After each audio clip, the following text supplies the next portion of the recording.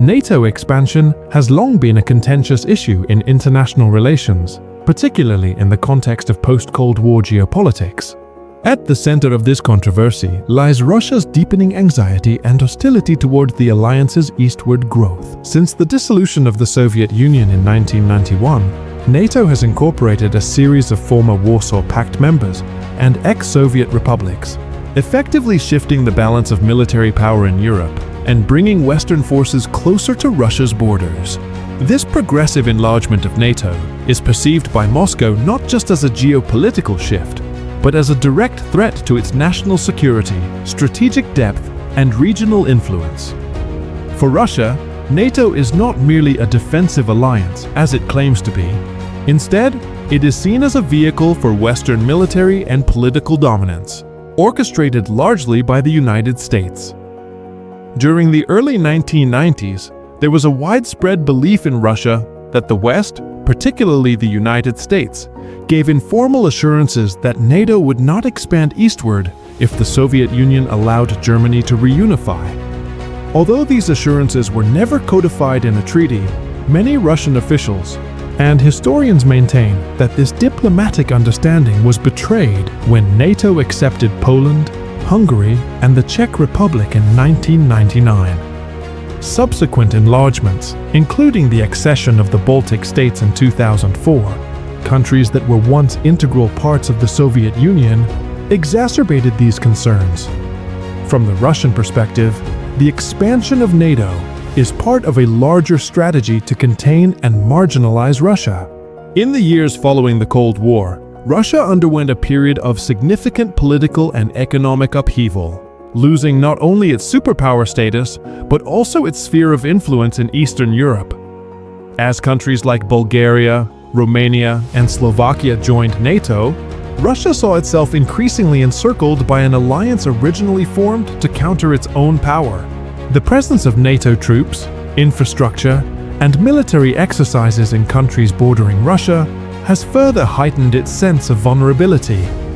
To Moscow, these developments are not defensive in nature, but represent an aggressive posture by the West. A major flashpoint in this ongoing geopolitical struggle has been Ukraine. Russia views Ukraine not only as a neighbor, but as an integral part of its historical, cultural, and strategic space.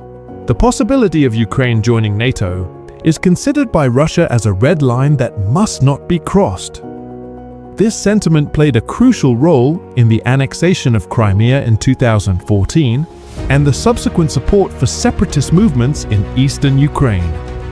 Russian leadership justified these actions as necessary to protect ethnic Russians and Russian speakers. But underlying these justifications is a broader strategic imperative to prevent Ukraine from fully integrating into Western military and political structures. The idea of NATO forces stationed in Ukraine, a country that shares a long border with Russia, is anathema to the Kremlin. Russia's alarm is also rooted in its military doctrine and worldview, which prioritize strategic depth and buffer zones. Historically, Russia has suffered multiple invasions from the West, by Napoleon, by Germany in World War I, and again in World War II. These traumatic experiences have shaped a security mindset that favors strong borders and the presence of allied or neutral states along its periphery. NATO's growth is interpreted as the erosion of this protective buffer. With each new country that joins NATO, Russia feels increasingly hemmed in, its options limited, and its ability to project influence within its immediate neighborhood constrained. Another element of Russian alarm is the perceived hypocrisy and double standards of the Western powers. While NATO asserts its expansion is voluntary and based on the sovereign decisions of countries wishing to join, Russia argues that these decisions are influenced by political pressure, security guarantees, and economic incentives provided by the West. From Moscow's standpoint, NATO's interventions in places like Kosovo, Libya, and Afghanistan reveal an alliance that is willing to act unilaterally, outside of UN mandates, and with questionable results. The alliance's military capabilities, coupled with what Russia perceives as moral ambiguity, make it a cause for concern. Furthermore, Russia sees NATO's expansion as undermining the potential for a cooperative European security architecture that includes rather than excludes Moscow. Since the 1990s, Russian leaders have occasionally expressed interest in deeper collaboration with the West and even flirted with the idea of joining NATO in some capacity. However, these overtures were either dismissed or never materialized into meaningful partnership. Instead, the consistent eastward march of NATO has deepened the divide between Russia and the West.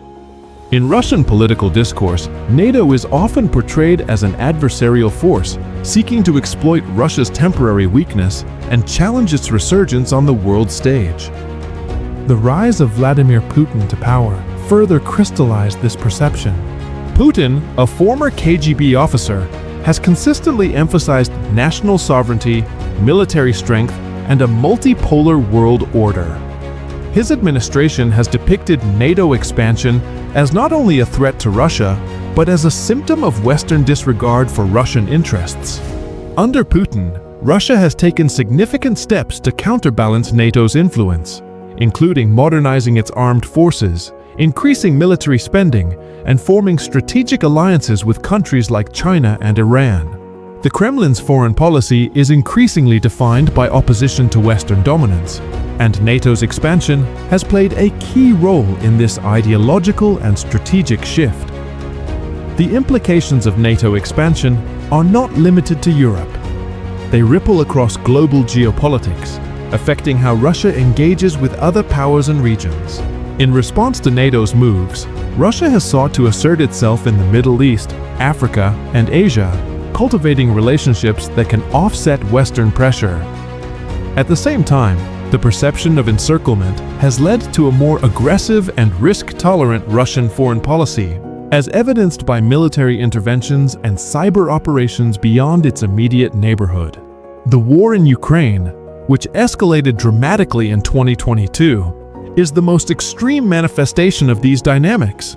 A war that Russia partly justifies as a necessary act of self-defense against Western encroachment. In conclusion, Russia's alarm over NATO expansion is not a sudden or irrational reaction, but rather the culmination of decades of geopolitical tension, historical memory, and strategic calculation. From Moscow's viewpoint, NATO's growth represents a deliberate effort to isolate and weaken Russia.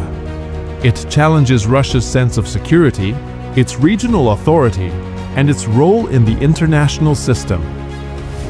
While the West frames NATO as a benign and defensive alliance, Russia sees it as a threat to its very sovereignty. Until these fundamentally different worldviews are reconciled, NATO's expansion will remain a core issue of friction between Russia and the West, with profound consequences for international peace and stability.